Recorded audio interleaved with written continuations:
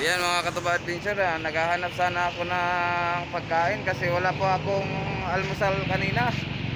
So wala po pala ditong may makakain dito yung mga biskwit. So yan. So yung talaga kasi nagugutom na ako mga katuba adventure. Maaga po kasi kami nang galing sa sa bahay namin mga katuba adventure. Ayun wala pong nagbibinta dito ng pagkain, nasa malayo pa. So ayun na lang, antayin ko na lang po matapos yung yung misis ko at saka yung anak ko. Titiisin ko na lang po yung gutom ko. Yan.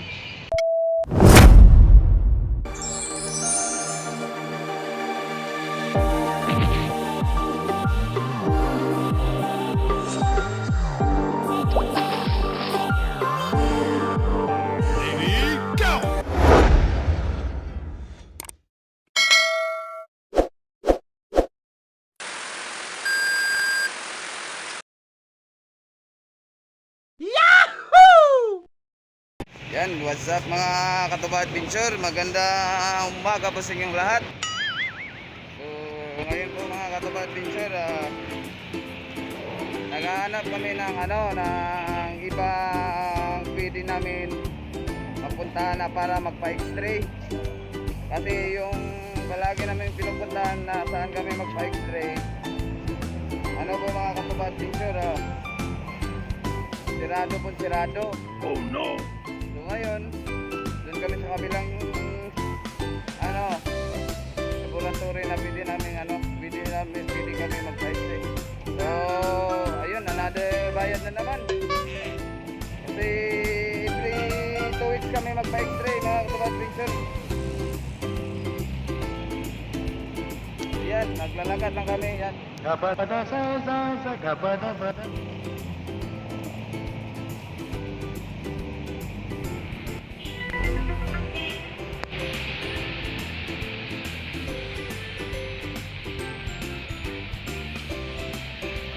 Sa kabila mga katuba adventure, yung bayan namin doon sa x-ray nasa mga 480. So dito sa sa bago namin pupuntahan ngayon saan kami magpa x-ray kasi sirado yun sa kabila. So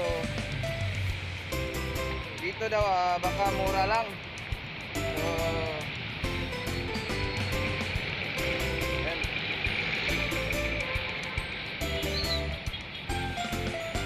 sa gilid kami ng highway ngayon mga katuba adventure. Yan, mga sasakyan nasa yan.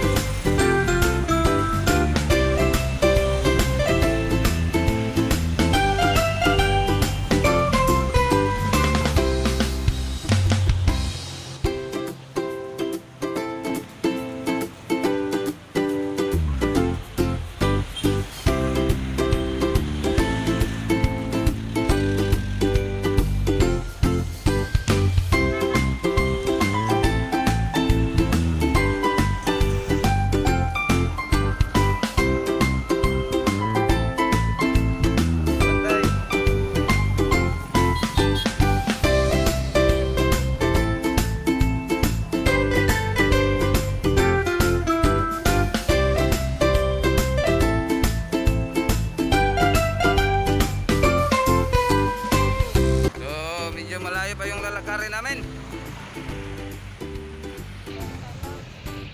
Ayan, dito na kami mga katuba adventure. Dito na sa yan, Vitalab Laboratory yan. So yung una mga katuba adventure, yun, Bernardo Laboratory. So dito naman kami sa Vitalab Molecular Laboratory.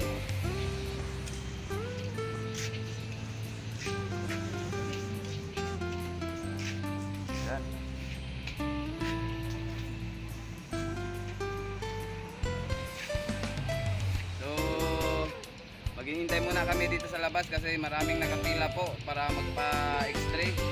So yan, nasa itaas yung pangalan na Vitalab Solar Laboratory. Yun po yung pangalan niya sa ano dito kasi dun sa kabila mga katuwad adventure, sirado po yun. So ngayon, naghahanap kami ng ibang laboratory na pwede namin pwede magpa-x-ray yung anak ko. So nandito kami sa ibang laboratory. So doon yung bayad namin doon nasa mga 480. So dalawa sila ng misis ko, anak at saka yung misis ko. So ngayon hindi pa namin alam dito kasi may nakapagsabi sa amin mura lang daw dito. So ano natin mga katuwad adventure, obserbahan natin. So ayan, abang-abangan nyo na lang po. Ayan mo mga katuwad adventure. So ayan mga katuwad adventure, papasok na po yung misis ko para mag-fill up po siya sa sa form.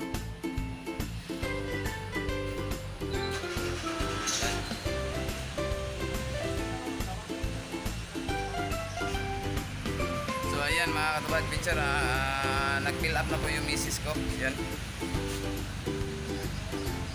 So ayan, fill up na po. Mainit na po mga katuwad adventure. Ayan. So marami pong nagpa-x-ray ngayon dito sa Ayan. Marami pong nag-fill up. So yun ang kasama namin mga katuwad adventure. Yan. Yan.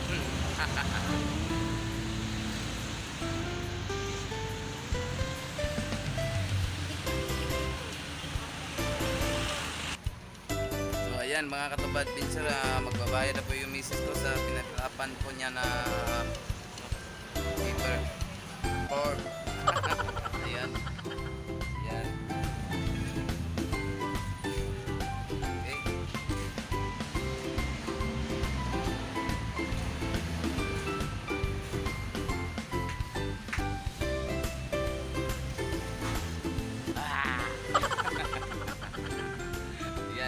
Adventure. So idaan na natin sa tawa yung ating problema, mga katuwad adventure. So idaan na lang natin sa tawa. Tatawa na lang tayo kahit walang dahilan.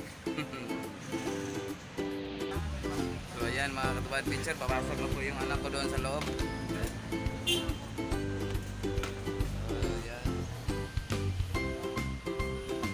Ayan, nakapila na po yung misis ko. Para ma-extray na po silang dalawa. Ayan mga katuwad adventure, dalawa pala yung nila dito, laboratory. So dito yung dito. Ayan, yan po ang diyan po yung mga katuwad adventure, x-ray ng mga ng mga tao at saka yung mga matanda at saka yung mga bata. So doon mga katuwad adventure, yan yung daan na yan papunta doon. Yan po yung sinasabi nila na rapid test. So ang ibig sabihin rapid test yung ganun siguro, yung rapid na ganyan. Ayan. So yan mga katuwad adventure.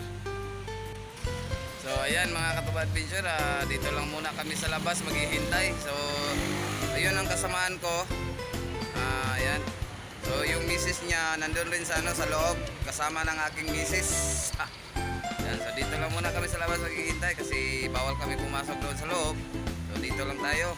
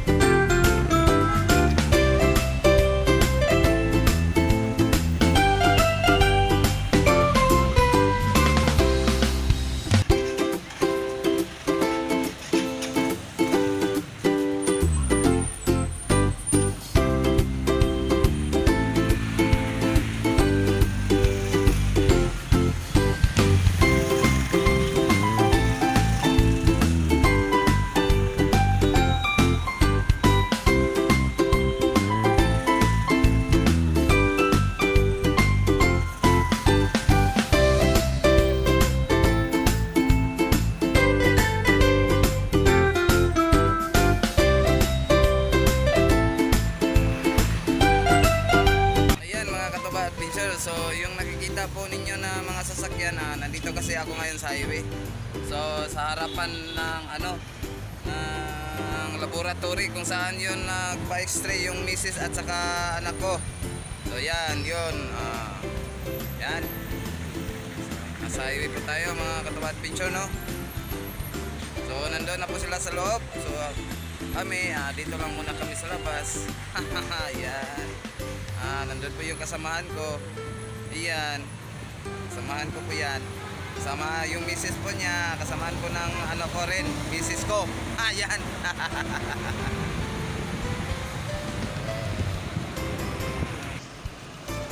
Ayan mga katapat adventure, naghahanap sana ako ng pagkain kasi wala po akong almusal kanina.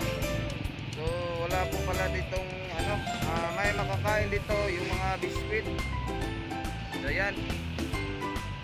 So yung talaga kasi nagugutom na ako mga katapat adventure.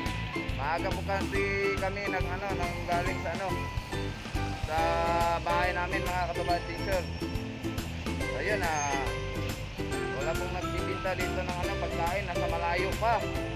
So ayun na lang, antayin ko na lang po matapos yung yung misis ko at saka yung anak ko. Titiisin ko na lang po yung gutom ko. Yan.